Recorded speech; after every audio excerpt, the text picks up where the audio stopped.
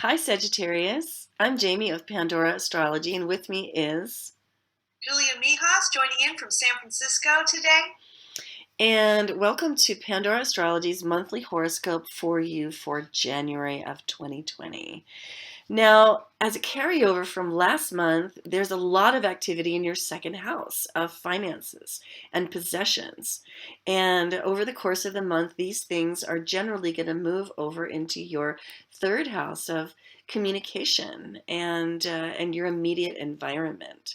And Julia's going to say more about those planetary movements. Hey, Julia, what's up with Mars, Venus, and Mercury this month? Good question. Well, Sag, I'll begin with Mars, the planet of action and activity. So, Mars is going to be in your first house of self for most of the month because it gets in there on January 3rd. So, being the house of self, that means that you're going to be embodying that Mars energy really, really well. So, people around you might sense that you're a real force to be reckoned with during that time because you may more easily sort of stand up for yourself and assert yourself than at other times. Just try not to run roughshod over others or to dominate them in any way because that can definitely be Mars's lower nature too. Now, the next question I want to talk about, the next planet I want to talk about is Venus, and she begins this month in your third house of siblings and neighbors. And since Venus is a really social planet, that means that you might feel like spending more time with your brothers or sisters, or maybe inviting some neighbors over to hang out. Then, when Venus moves into your fourth house of family and home on January 13th, you may want to then socialize a little bit more within the domestic sphere, meaning either inviting your friends who you feel very close with over to spend some time at home, or maybe just going and visiting family members too. Now I want to talk about Mercury, the planet of communication and mentation. And Mercury begins this month in your second house of possessions and money. So that means you've got your mind on your money and your money on your mind.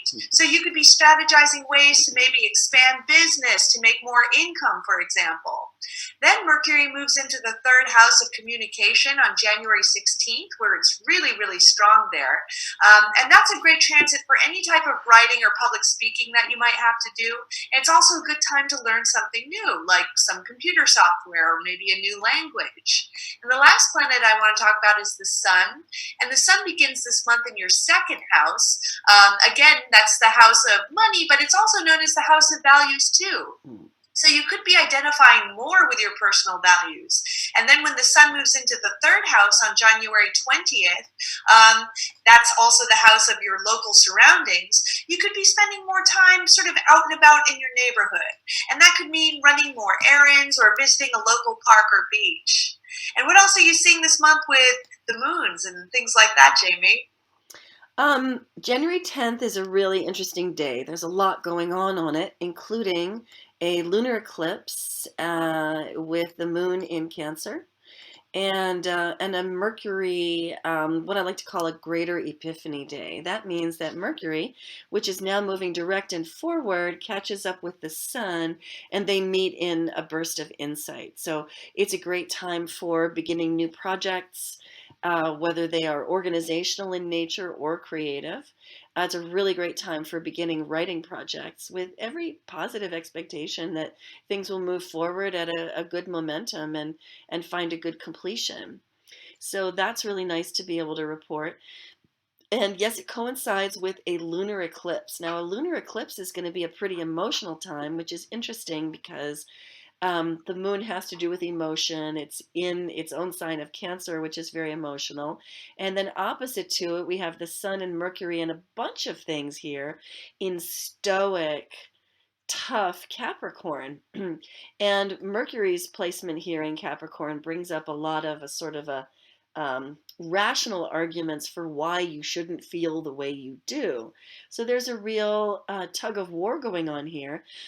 Mostly Capricorn wins because there are so many planets here pulling on this end of the rope that you might feel like a lot of pressure to work hard, make sacrifices, be tough, be strong, bootstrap yourself. But right on this lunar eclipse, and you'll probably feel it for about the 3 days surrounding January 10th, a lot of emotions are going to come up. And you're going to realize that neglecting self care is just not worth the pain. And if you want to find out more about this eclipse, you can check out the video that we made about it, which you can find in the January 2020 playlist on our YouTube channel, Pandora Astrology. And I do recommend you check that out. Now, there's a third thing going on this day, January 10th, which is that Uranus is going direct. And you can see that it's got a little red S here, which means that it is retrograde still, but slowing down and stationing or standing still, making its little pivot. And then the next day, the S has turned black. And then the day after that, it's gone, which signifies that Uranus is now direct. Now, Uranus spends much of its time direct, but this month it begins, its annual several month. Yes, it finishes its annual several month retrograde period. And when Uranus was retrograde, there's really the tendency for a lot of disruption, for a lot of the unexpected to crop up. But when Uranus goes direct, it's like our genius is unleashed. And we can more easily think outside the box. So that's really nice. And combine that with Greater Epiphany Day, and you've got a strong intellectual theme going on January 10th. Now, later in the month, we have another lunation, which is a new moon in Aquarius, and that will be happening in your third house. And Mercury's not far away for that either. And the third house is actually where Aquarius loves to be. Mercury, in particular, loves to be in Aquarius and loves to be in the third house. So that brings a strong intellectual theme forward here at the end of the month.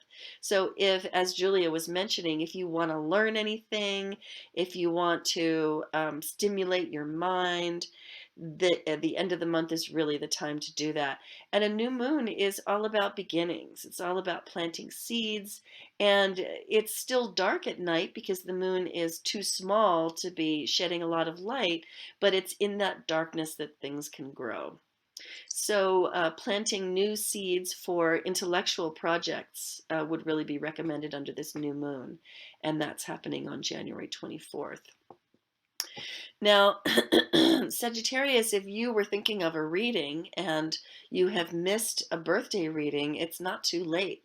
Beginning your year with a sense of what's coming is a really great way to go, because then you're prepared for the things that are coming. If they're difficult and if they're easy, you're ready to strike when the iron is hot. So a birthday solar return reading can let you know what this year is like while it's still fresh enough for you to really have an impact on it and to benefit from that information.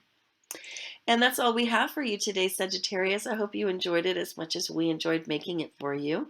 You can always find your horoscope, and if Sagittarius is your sun sign, you should probably go and look up your rising sign and vice versa. And you can always find your horoscope at pandoraastrology.com/horoscope, or organized into a handy-dandy playlist on our YouTube channel, Pandora Astrology. And we'll see you around the cosmos. Bye. Bye-bye.